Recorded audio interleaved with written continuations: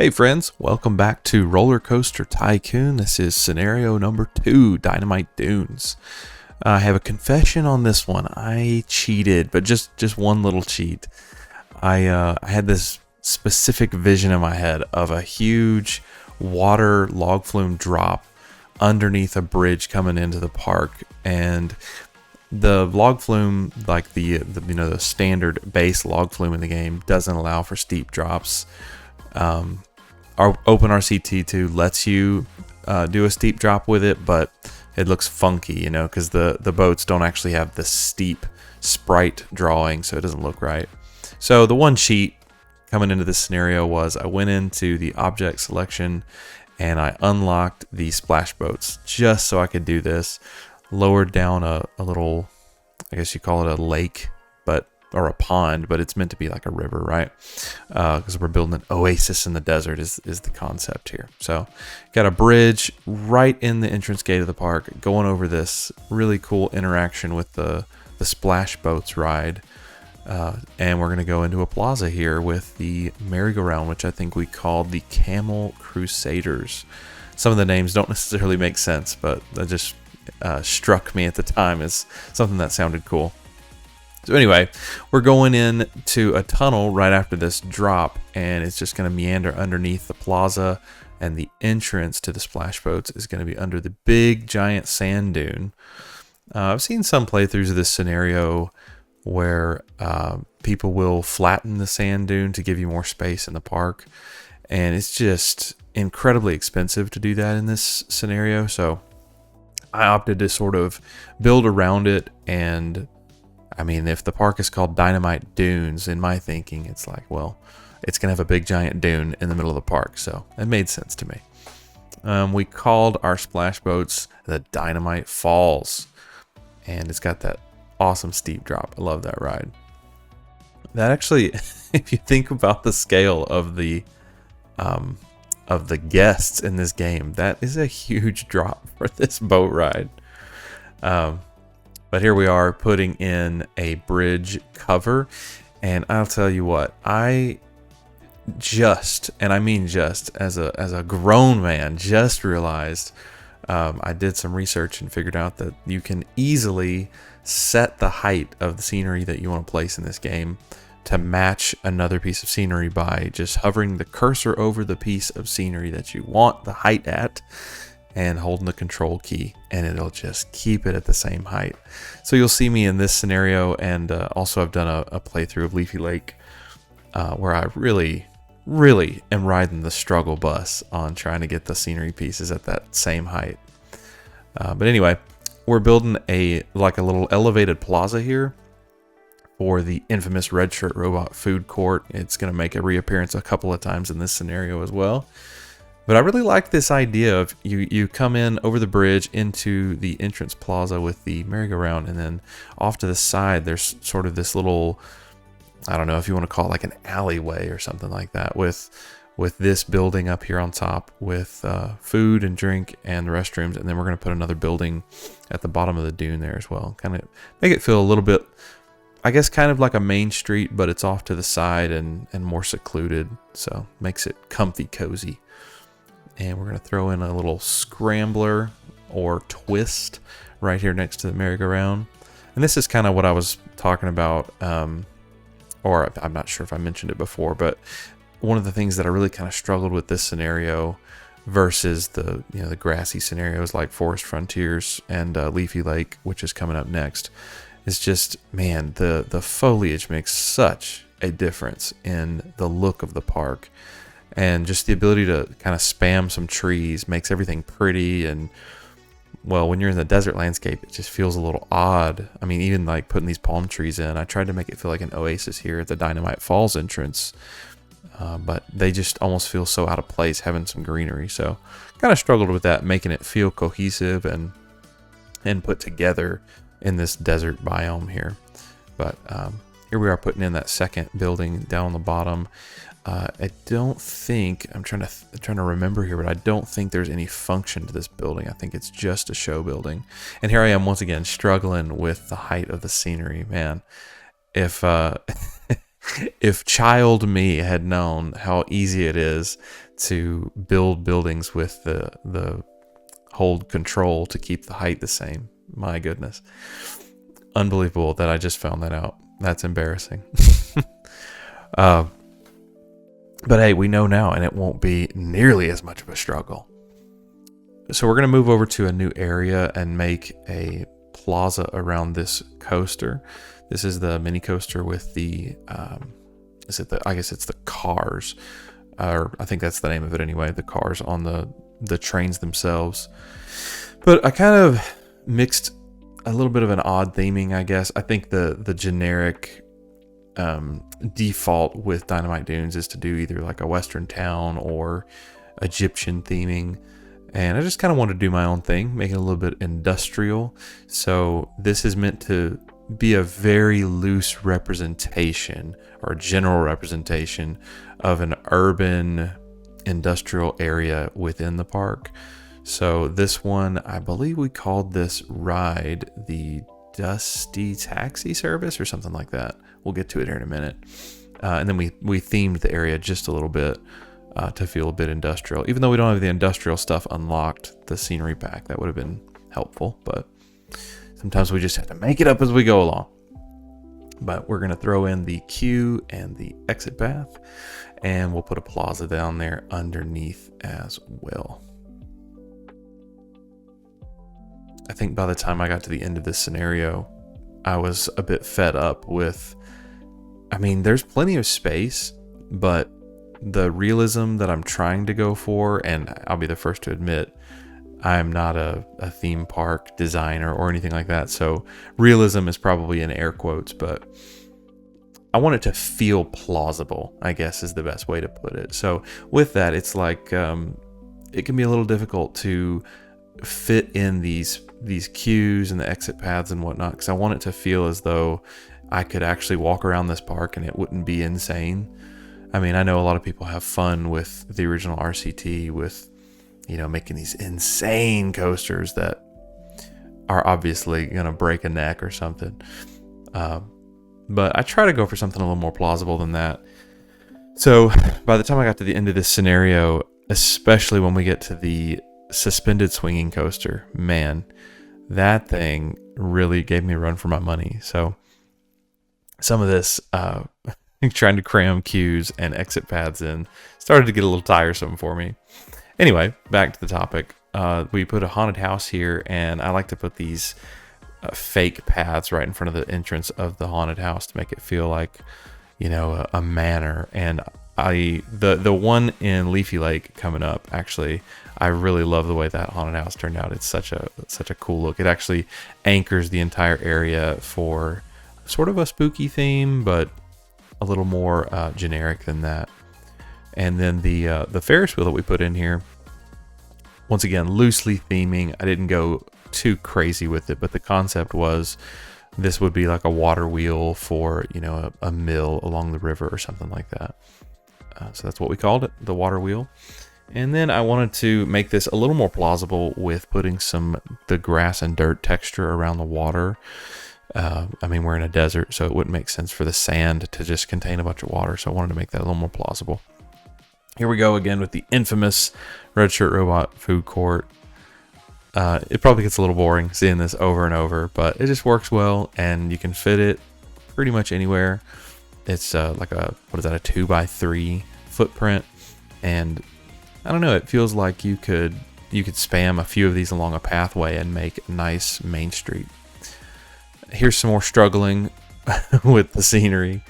I love this game, but man, building with the scenery. Of course, you couldn't even do this in the original RCT.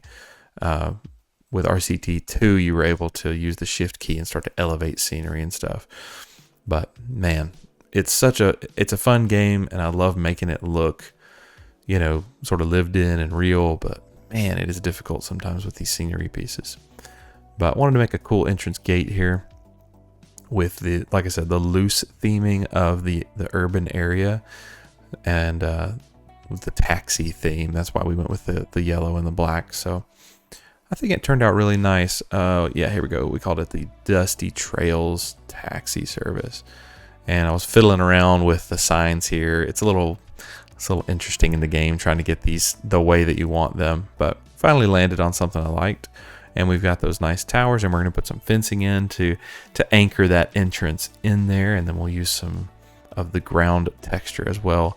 Don't really have anything without, getting some custom assets, which I could do in the future, but don't really have anything that feels like concrete or anything. So the rock texture is about the best approximation of, concrete going into this urban area. So put the little spiral slide right here at the entrance, and then you have to go through the food court to access it. So it's a cool little hidden gem over there at the entrance of the park that you'll see when you first walk in.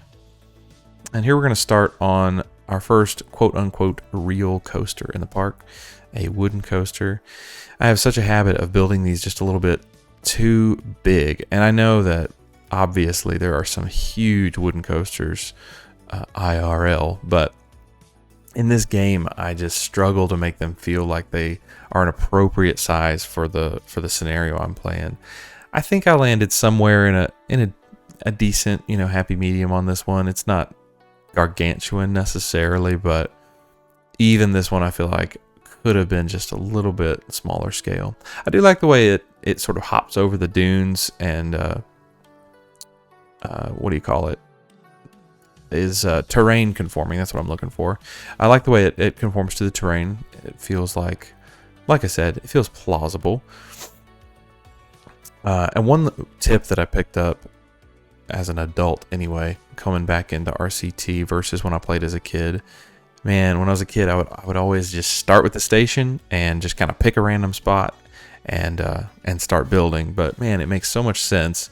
I don't remember where I first heard it, but lots of people have said this, but man, it makes so much sense to start with the main element that you want in the coaster. If you want a specific drop or a specific path interaction with like a corkscrew or a vertical loop or whatnot, to just start with that and build sort of backwards to the lift hill from there and forwards. That way you have a good starting point that's not just a random selection of, I'm just going to stick the station here. So I've been trying to do that quite a bit more as I go back through this game. And I think it's a nice way to build a coaster and not feel totally just random, like you're making it up, like a shot in the dark. But man, when we get to the suspended swinging coaster, that was random and a shot in the dark. It's probably not the most realistic coaster. I like it. It's like it twists and turns a bit, but it's a bit of a nightmare to build. And the worst part was trying to connect the station to the pathway. But here we are putting in a pirate ship. Not sure if it would be realistic to be quite this close to the path, but we're going to put in some don't die fencing so nobody is too terribly reckless around the pirate ship. And the queue is just going to sneak right underneath that dune, but above the splash boat station. So I'm looking back through the footage here and trying to spot where I inadvertently disconnect the queue from the splash boats ride. I don't know how long this thing was disconnected. I don't remember seeing any notifications pop up while I was playing through the scenario. But right at the very end of our playthrough, I will finally realize that it is not connected anymore. And we'll get the ride working again. I'm going to go and put some lighting throughout the park and start on a little car ride. Once again, doing the path interaction first. I wanted to put a pathway underneath this little curve. These car rides, I have such a habit of making these way too short. And once again, I keep referencing the Leafy Lakes playthrough. I actually just played that one before doing this voiceover. But I think a little bit better job of making that car ride, putting some more effort into it. This one does feel a little just kind of plonked in here, but it serves a purpose. I think we're going to call this one Easy Street. And it's pretty basic. We end up putting like a little pond behind there. But just wanted to support this plaza with another ride. I like to, when I build a coaster and have a plaza attached to it, I like to have some supporting rides, one or two, depending on the size of the coaster. Obviously, this wooden coaster is pretty huge. It probably could use a couple of flat rides, but we're sharing this plaza space with the taxi service ride. So I just went ahead and put the car ride there in its place. And oh boy, I think here we are about to start the suspended swinging coaster. Man, this thing gave me some fits. But I did want to make Dynamite Blaster its own plaza there. That's a classic coaster. It's kind of the first like big coaster that you're going to encounter when you're playing through the game for the first time. So this is the second scenario, and Force Frontiers is just a blank map. So I didn't want to delete Dynamite Blaster. I've seen some playthroughs where people delete that for the cache and just the space to build. But I just love that coaster. Wanted to keep it in there. We do go in and make just a quick modification on Dynamite Blaster after this build to add some block breaks in, because it does usually end up crashing somewhere in year 3. And I mean, don't like crashes in the park. Once again, I know some people love to build crazy parks that torture the guests and all that, but hey, we're going for realism. We're going for the aesthetics. So we'll make that modification here in a bit. But basically this coaster ended up being a slalom back and forth, and it kind of twists between itself. Admittedly, I've never ridden one of these. I don't know that I've ever even been in a park with one of these. They're not overly common. But I mean, it's a cool coaster concept. It's a cool idea that the cars swing freely under the track. But that being said, since I've never ridden one and I didn't do a terrible amount of research before building this, yeah, this is probably not overly realistic. That's fine. We're just going for the vibes here. But it takes a minute. And we do revise it quite a bit. And the real trouble comes when we're trying to finish it up with the station. I like the way it hugs this sand dune here. It feels like it's in its own confined space, so it's not infringing on other parts of the park. But we are going to have a little bit of path interaction here. Right at the end, it's going to swing over the top of the Dynamite Blaster queue eventually when we get there. But here you can just see me absolutely riding the struggle bus, like I said, trying to get this station in. Man, in hindsight, I should have abandoned this approach, moved the station somewhere else, because getting the station in was one thing, but then the horrible task of trying to connect the entrance and exit, it did not go very well. Eventually, I think we landed in a place that I'm really happy with, but it'll take some time to get there. And I don't know exactly what to say about it other than this is me failing. I should have gone with my gut and switched to a different approach. But I'm also a little stubborn, so well, yeah, here we go. This is so fun. We're trying to get the queue connected. We're right up against the edge of the park. I'm not sure if you can buy that land. That's something I didn't think to check while I was struggling with this. That probably would have been a decent approach if we could buy that. But I think, if memory serves me correctly, I think you can buy land the other side of Dynamite Blaster. I don't think you can buy that portion. But hey, I could be wrong. I wish I had not done this.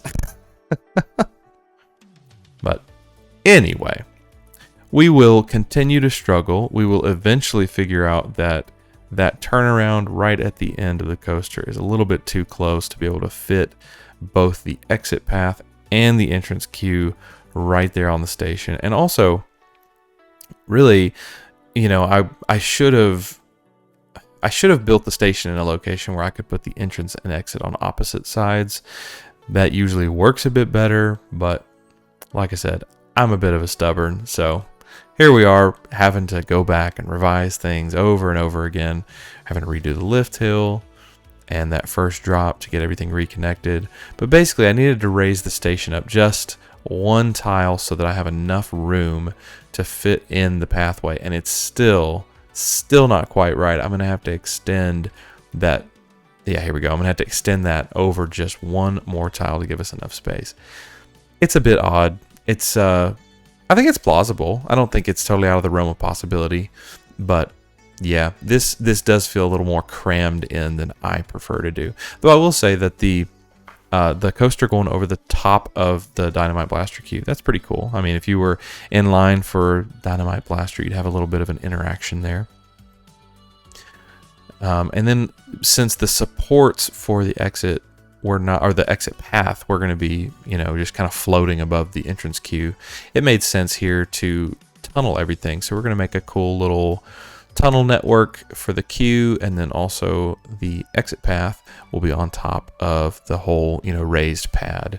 Then we'll use that to add some decorations, put in a plaza. So here we go, guys. It has finally come together. We have finally built it, and it's running. So this is Dust Devils, what we called this one. And we're gonna put in some fencing and raise the path, raise the ground a little bit under the station, so everything flows well. I think if it were just a couple of tiles further away from Dynamite Blaster, it'd be good. Like I like the way that entrance and exit ended up looking. It's just the fact that it's crammed so close to that coaster that it's a bit frustrating. I do like this though. I like the tunnel and cut out section as it dips through that mountain or sand dune. That turned out really nice. Then I wanted to spend some time and put in some fencing around the Dynamite Dunes, a little tunnel network at the end of that ride. And I think we also put in that block break to make that train or that coaster safe as well. Gonna put in some cactus, or is it cactuses or cacti? I don't know. We're gonna put in some foliage of the desert variety, and of course the infamous Red Shirt Robot food court is gonna go right here. That's gonna round out all of our facilities in the park. We got the restrooms on all sides and the food, so that our guests don't complain. We don't want any grumpy guests. And we'll finish off some fencing and some more foliage here. Didn't really like the way that palm tree looked, so we swapped that out as well. But yeah, I think it turned out nice. It's a twisty one, and it winds through itself quite a bit. The thing about those suspended coasters, all the suspended coasters in the game require a 3-tile high clearance underneath them, so it just makes it really difficult to make them like that, where they twist in and out of themselves. But we unlocked the chairlift, so I wanted to get a transport ride in the park. The train was unlocked from the beginning. I didn't really want to spend the in-game money to put in a train network. I do think it would make a lot of sense for if you went with like the Western theming, man, like that would be the way to go. Get you a train network going. But since we had already built out all of this, I didn't want to try to cram a train in here, and the chairlift seemed like the perfect option because it's going to go over the top of the splash boat's drop, and then it's going to just cruise right over the top of, it's almost a midway that we built at the beginning of the park, and it transports folks over to the other main section of the park with Dynamite Blaster and the Dust Devil coasters. We're just going through here. I think, this is where I figured out, this queue has been disconnected somehow, and I think it was when we were putting in the queue for the pirate ship that must have happened. But man, we were losing some money for quite a while on that ride. Nobody was able to find it, so we got that fixed, and now the park is operational again. Wanted to check some of the prices that we had set on the food or not the food, actually. I don't really want to mess with changing the pricing on the food, but we want to check the prices on some of the rides. That's what I was trying to say. We got all that taken care of and wanted to put in, I think this is the last ride of the park, a little junior coaster. It feels a little backwards, but we just unlocked it here at the end. So made a little figure 8 coaster with some booster track. It's real chill, real simple, but ironically the only way to put a queue in here is to have it sort of on this cliff side next to Dynamite Blaster, so any of the little kiddies going for the junior coaster are going to be terrified up on this mountaintop. So I thought that was pretty funny. But we got that squared away. When I feel particularly uninspired on the naming for the junior coasters, we'll backspace it and call it Junior. But there you go. There's the win. There's the park. And I really like the way it turned out. I think if I took another stab at it, I might do the wooden coaster a little differently. Man, the suspended swinging coaster would probably just not make my list just because of how difficult it was to build. But anyway, let me know what you think in the comments. I'd love to hear your feedback, and I will catch you guys in the next playthrough. It's going to be Leafy Lake. So see you guys next time. Don't forget to subscribe.